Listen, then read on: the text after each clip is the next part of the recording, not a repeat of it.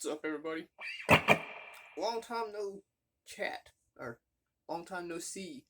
Over 11 days since I've made a video. Well, I got to thinking today at work. Me and a buddy of mine were talking about this last night, actually. And, I bought this guitar, this Majesty. And it has changed the way I play the guitar. You know? It's like this thing just feels like I can do anything on it. Doesn't matter what it is. I feel like I can pull anything off. And I've been practicing for weeks. A lot of Dream Theater. I'm not gonna play any because I'm getting somewhere with it, but it's not ready yet. But my buddy was telling me, he was like, man, you went out and bought this Majesty, the Sterling Majesty, and it has completely changed the way you play guitar. Like, your drive to play is more than it's ever been. And he's right, yes. My drive to play and practice is almost as much as it was as a teenager. And I went and purchased the John Petrucci wah pedal, which I haven't even messed with yet. I just took it out of the box and looked over it, made sure everything was as it should be. Took all the plastic off and all that good stuff. But I also got the Flashback TC Electronic Flashback 2 mini delay pedal. I have it set to this tone print they have on their app for your phone. And it sounds like it's called Crys, C-R-Y-S, which I'm assuming means crystal. But this is what it does. Check it out.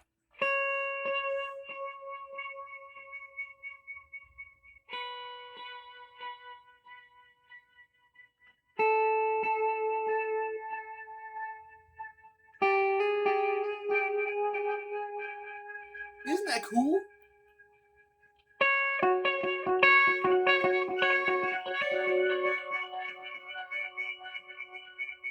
Oh man, that's awesome.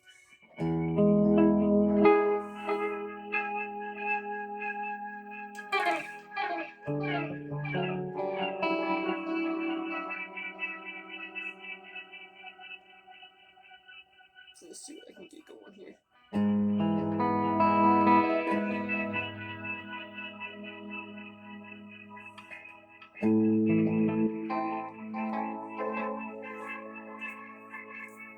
That's crazy, isn't it?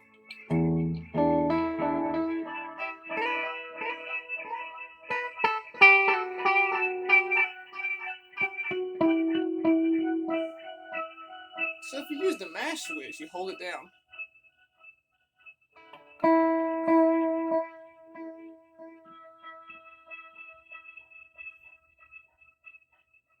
Doesn't really do anything with that, but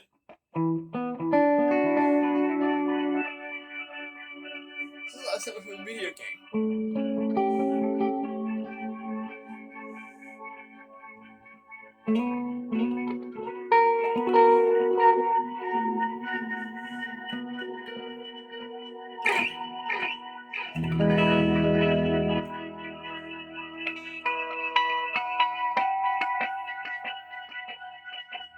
See, this is what I missed about my Triple X. It didn't have any effects on it. I couldn't do anything cool.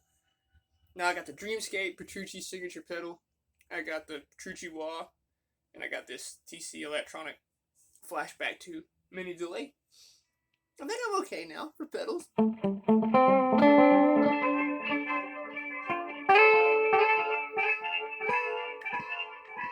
I would show you how the tone print works, but I can't because I'm using my phone to make this video. So we'll have to stick with this first. Let's mess around with the settings a little bit, huh? Get a little more delay in there, a little more feedback. Next level, we'll keep it the halfway point.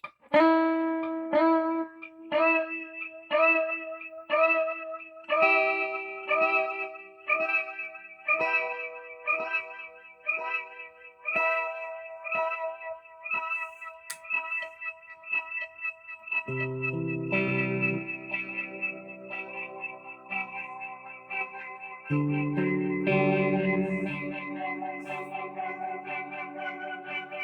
wild, man.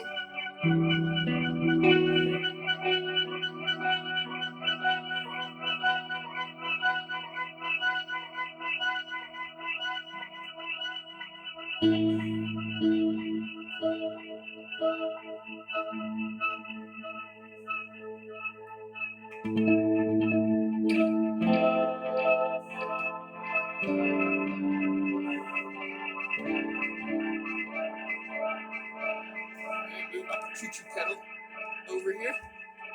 We'll get the foot switch up and see if what this does with distortion. It's probably going to sound freaking horrible, but we'll see.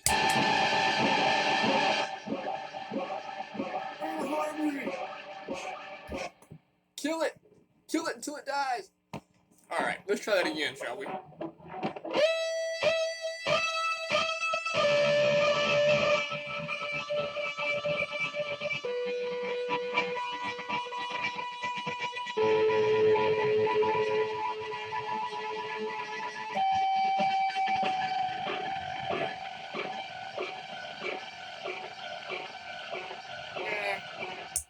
Doesn't work well with the song clean. That sounds like I don't know what that sounded like, but that was not. Now we out of tune now because he's in new strings. Yeah, a little bit.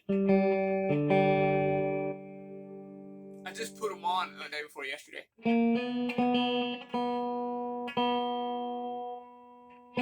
But barely. Okay, back to the task at hand. Let's just monkey around with something here and see if we can play something cool.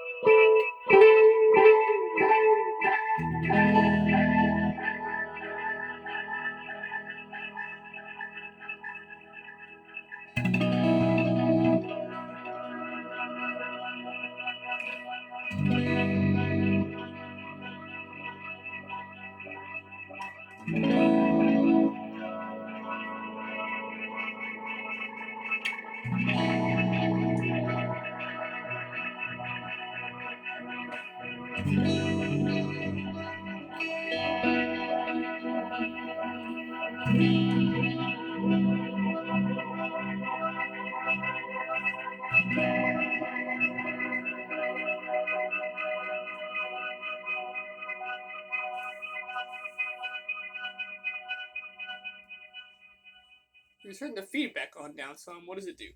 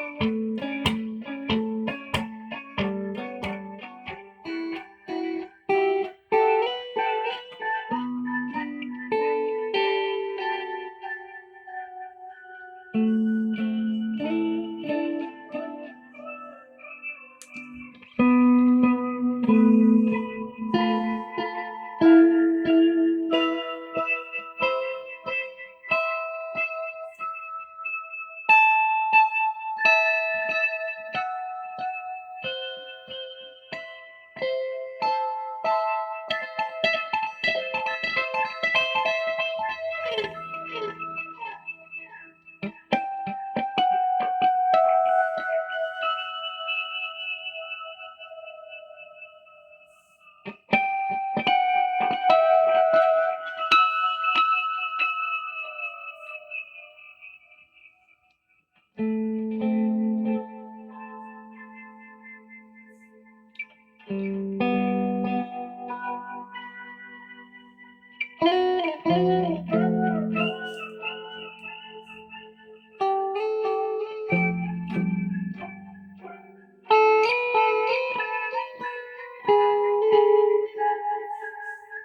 see, that's how you go out of scale. Pretty bad.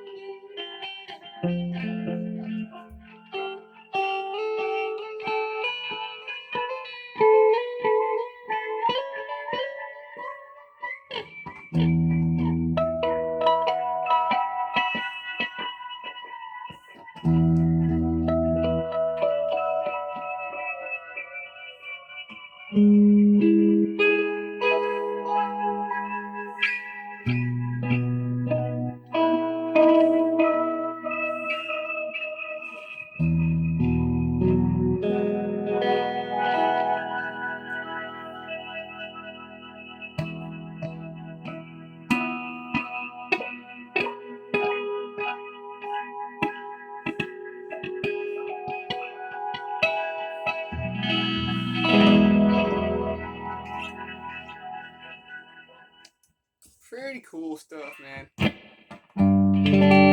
All the bar dotting I did. Guitar still pretty much in tune. A little bit out.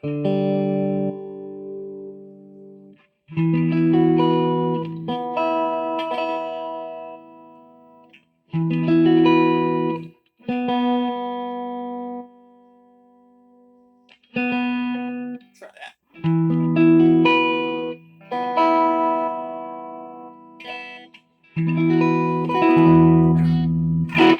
But anyway, like I was saying before about the, buying up all the signature stuff. So, I know, we all know that buying your favorite guitar players' instruments and pedals, gear, isn't going to make you play like them. And if it did, we'd all do it, right?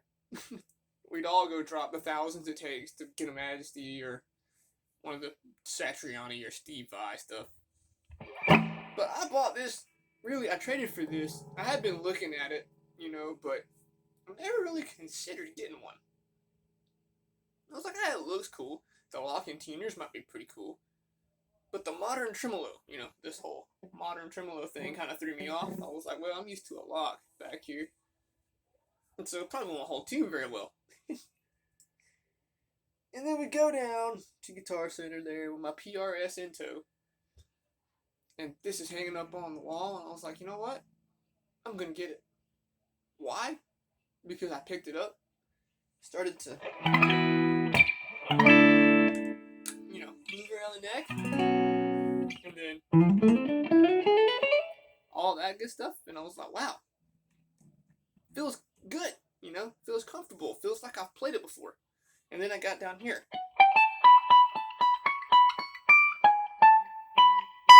To the 24th fret. And you can't feel anything on your hands. And I was like, well, that's always been a problem that I've never been able to find a solution for. And Petrucci has seemed to have found that solution. So that was another plus. Then the pickups sounded great. And I took the bar like that, and then it stays in tune. Locking tuners really make it awesome to change strings really quickly, but that's not my point here. So the point is that I bought this guitar not expecting, for it to do what it has done for my playing. It has changed the way that I want to play the guitar. Like, I didn't want to come home from work like this every day and practice something or make a video for you guys like this. This guitar does that for me. I love to sit down and play this thing. And I thought getting the Satriani's is what was going to do that. No, it wasn't. It was a guitar that I've never once in a million years considered I would even own. I mean, I'd like to have had one when I first heard about these. And I was like, that's cool, I'd like to have a Petrucci model just to see what they're all about. This has been the best decision I've ever made. And let's talk about the pedals now.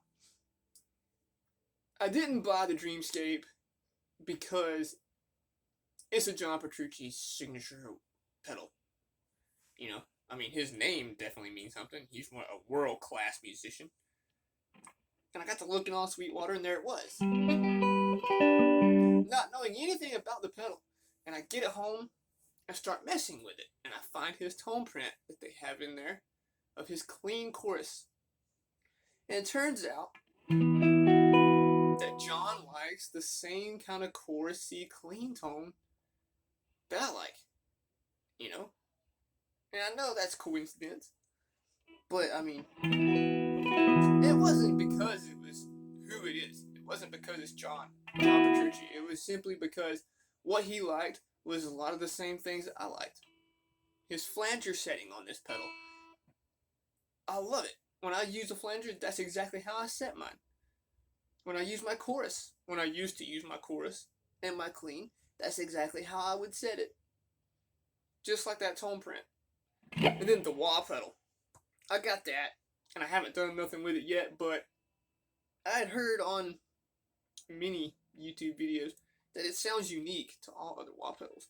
And I was like, well, that's something I'm after. And I know it has an adjustable EQ and all that good stuff, but I'm not going to mess with that. I'm going to leave it right where it is and fire that bad boy up here in a little while and see what it's all about. But I tell you, man, if you do happen to stumble across signature products like this or the Dreamscape pedal of your favorite artist and you think it would help your playing, this guitar definitely will. Because the neck is super slim, it's super flat, 17-inch radius. You can go all over the place with it and not get tired out.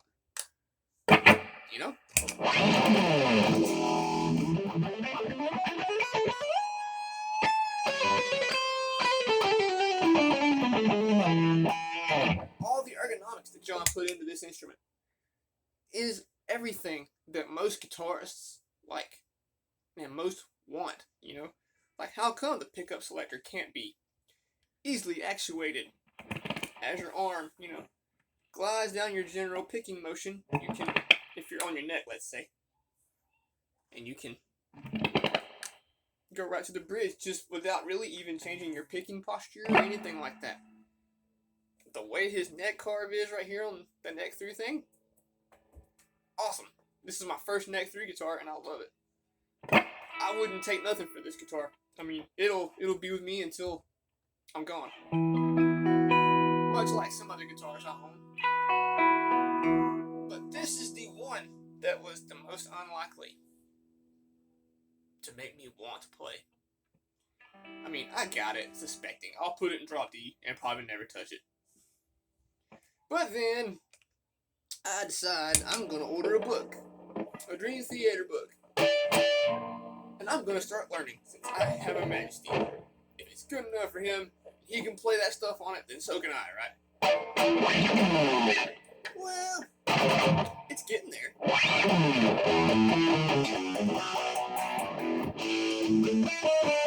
Oops.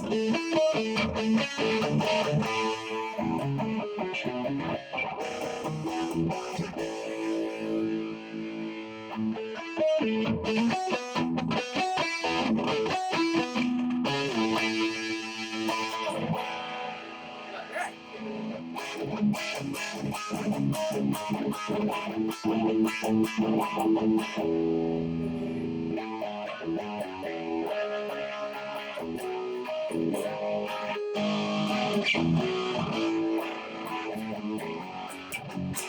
haven't played it for a minute, so I'm kind of getting a little rusty on it.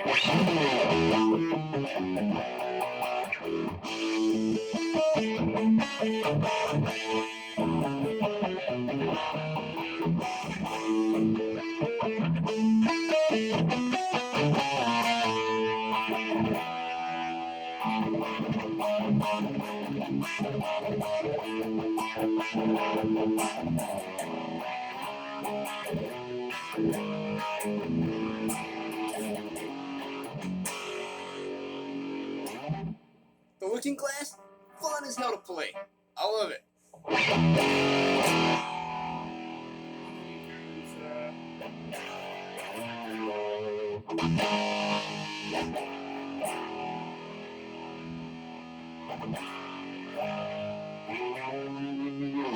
Something like that. I'm learning bits and pieces of the book, you know. I did learn this fucking insanely crazy lick. This is the lick played slowly. Like that. And then, so it's the same pattern. And see, my pick hand wants to get carried away. Alright. Whoa. Dude, we're getting there. See? My brain has to think about it for a second when I'm watching my hand, you know? So your brain's like, hold on, what? Okay, now I get it. See, again, it's every time. Come on, alternate pick, hand. Alternate pick. Sometimes you have to do that. You have to talk to your hand and tell it, hey, you have to do what I want you to. Does it always work? Absolutely not. Your hand's like, yeah, whatever, dude. Damn it! Okay, it went. There we go. And then it goes,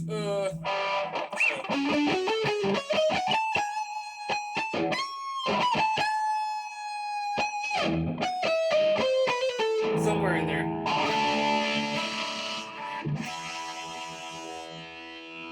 What else have I learned?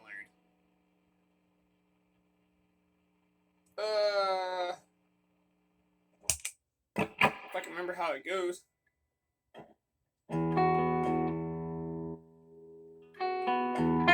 Wait a minute, hold on. Invisible monster? Okay.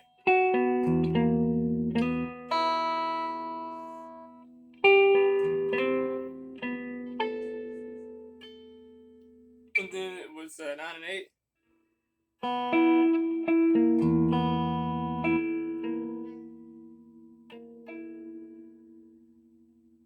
And then this chord. Man,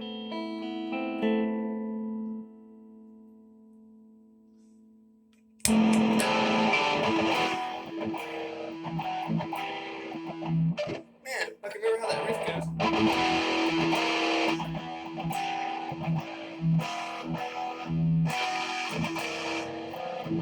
Damn it.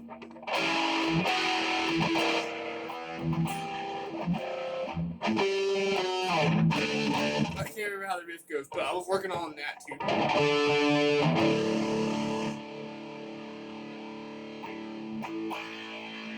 And I don't know how well you guys will be able to hear it, but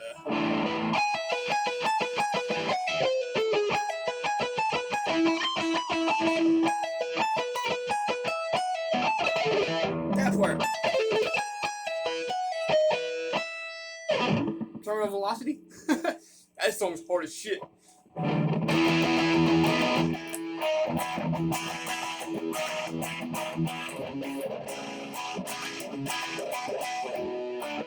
I forget how it goes, but let's do the intro again here, very slowly.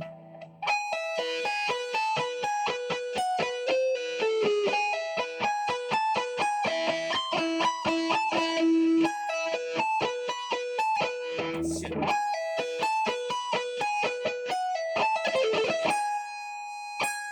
And then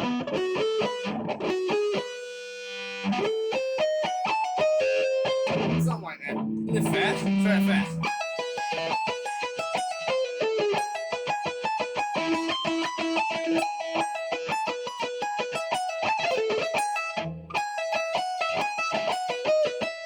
Dude, awesome!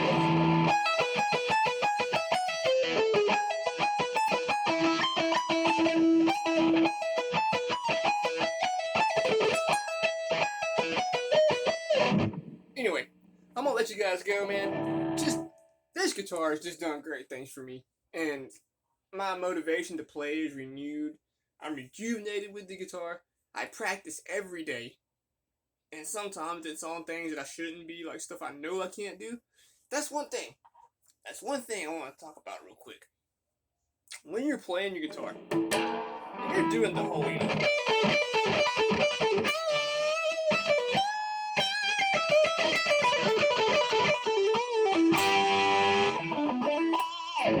you know you can do that, right? You've been playing for a long time, I'm playing for a while, and you know, oh, you can do that. You can do that. And it's like, man, why can't I do anything else? Honestly, this is what my journey through learning Dream Theater has taught me. The more you play something that's really difficult, the more that you start to embrace what you're learning, you start to understand that it is possible to do, and you can do it. Sort of like that. Like if you were playing something like,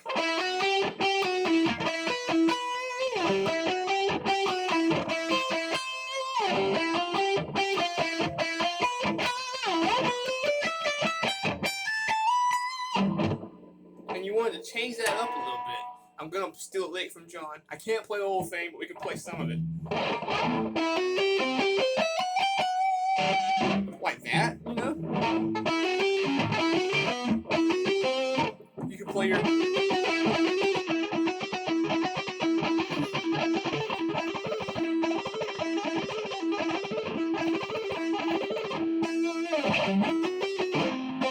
It's hard to do with your bird finger.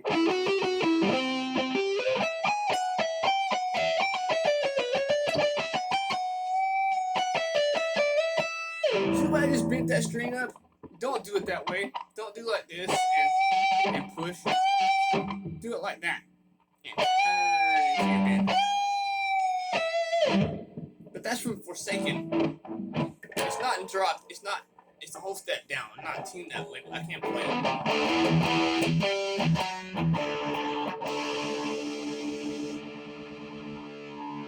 Well, if my guitar is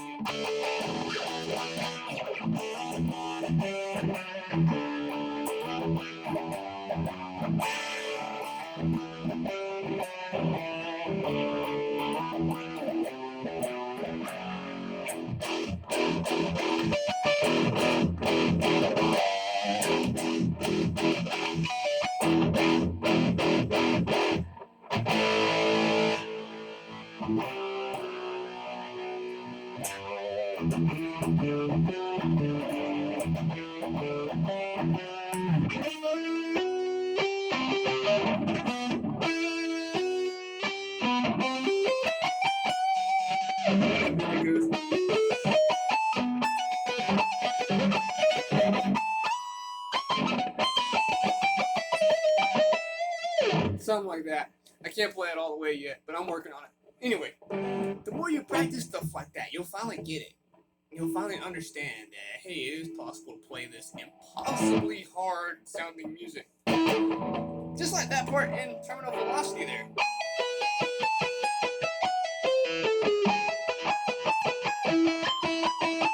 I used to not even have that much of it. And I sat here, right here, and practiced that very, you know.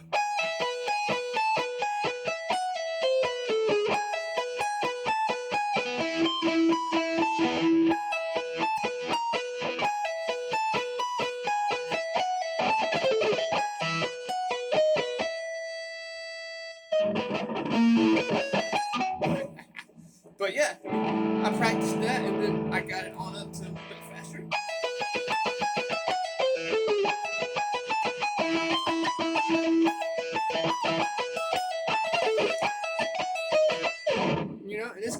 here quite well. And this leg, that thing, I've been practicing that for 3 or 4 weeks now. And sometimes I'll take it back down to super slow like that, and then I'll try to pick it up. Like that. And the more you do that, the more you will get these under your hands. That's what it takes to learn a complicated lick. You know, something like the sweep picking stuff. That way John can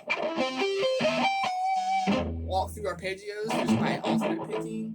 Like the sweeping thing. I'm not the best, but the more you sit here and the more you put time into this, even if it's 5-10 minutes a day, 5 or 10 minutes focusing on your arpeggios,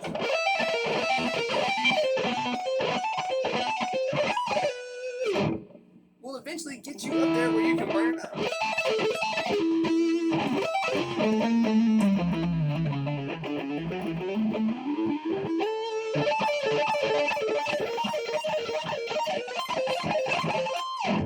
That sounds like shit because I've never done it before.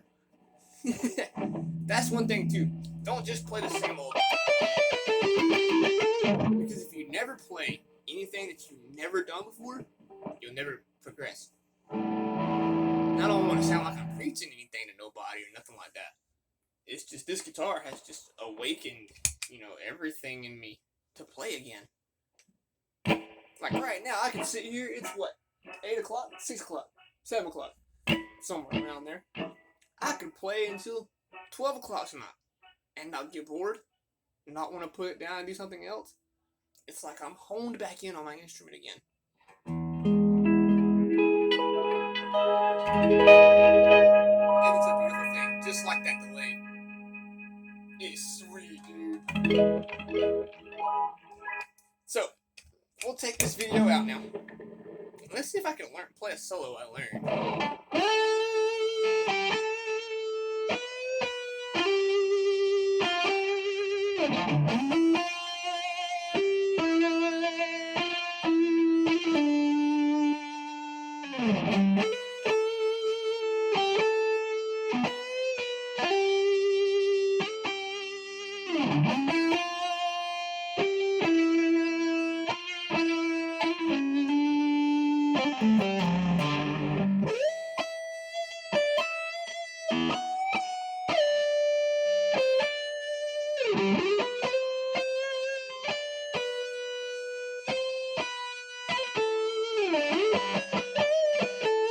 Something like that.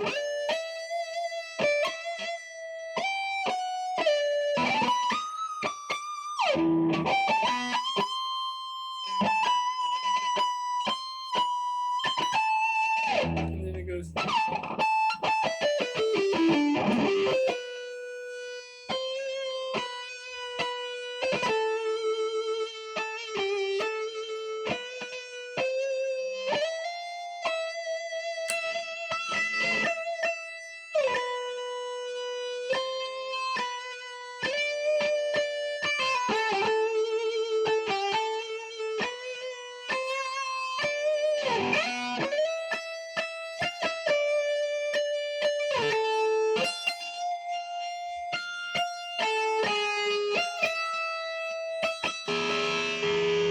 That's not how you do it.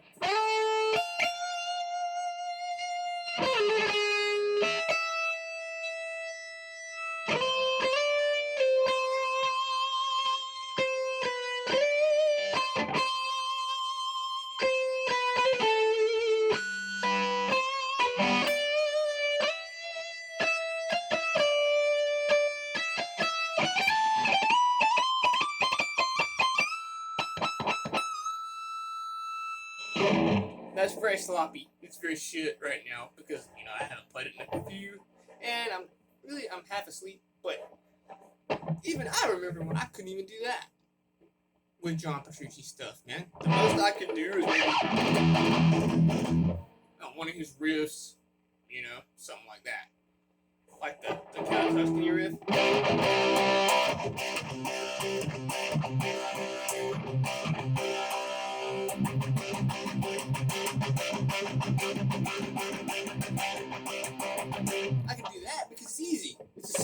guitar chord and you're playing that Metallica style, you know. But when it came to the rest of that stuff and all of his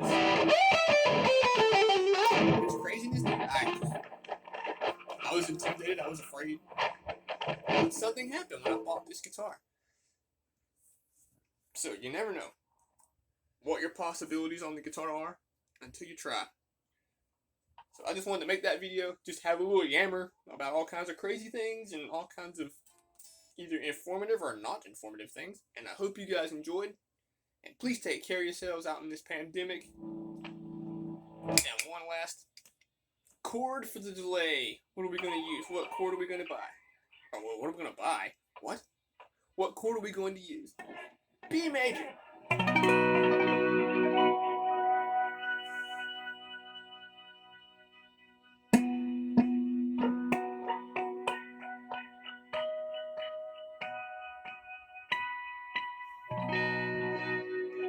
And then all of a sudden, what happens if you do this?